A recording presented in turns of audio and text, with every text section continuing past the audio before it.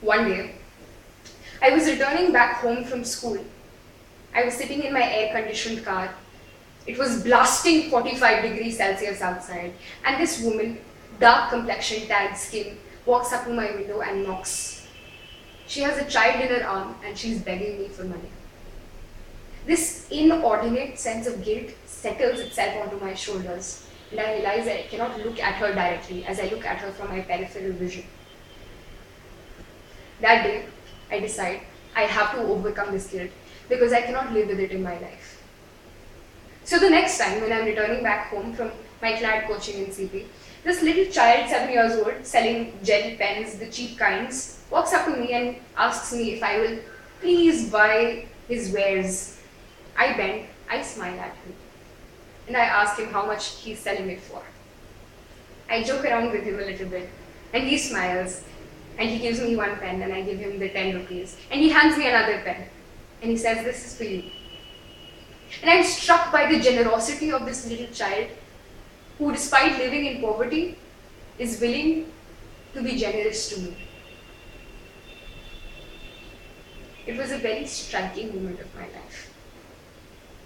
Humans have this strange fear of the flip side of their settled communities, clean spaces, green parks that are filled with these individuals who live in their locality, their state, their country, the entire world, who are still, surprisingly, invisible.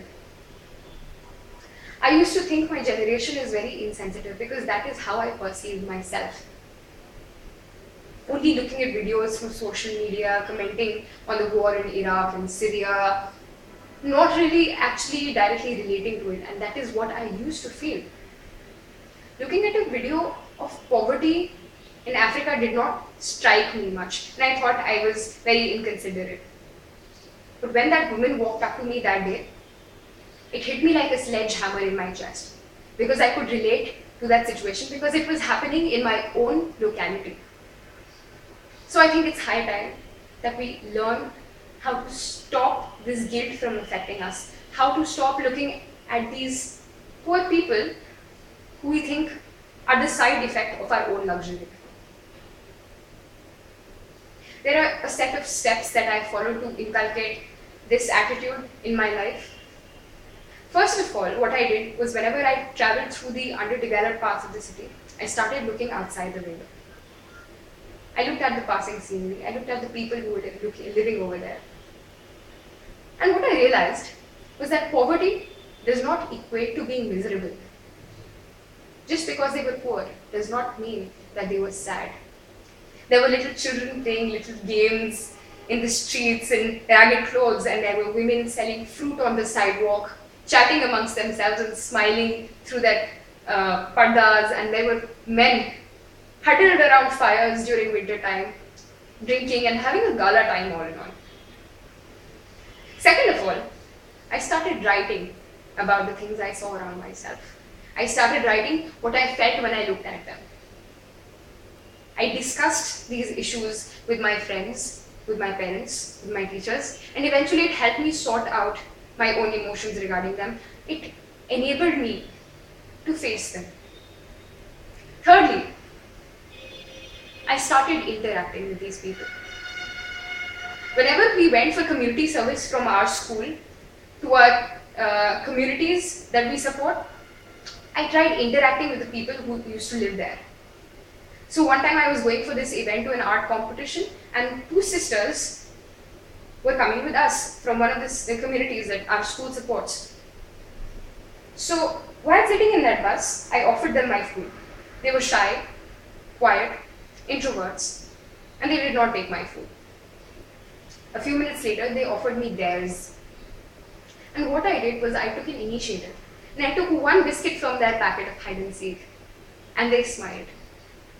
At the end of the day, the eldest sister, Chanda, she asked me if I would sometime make out time from my schedule and come to their school and play with her, her sister, and her friends. It made me feel honored.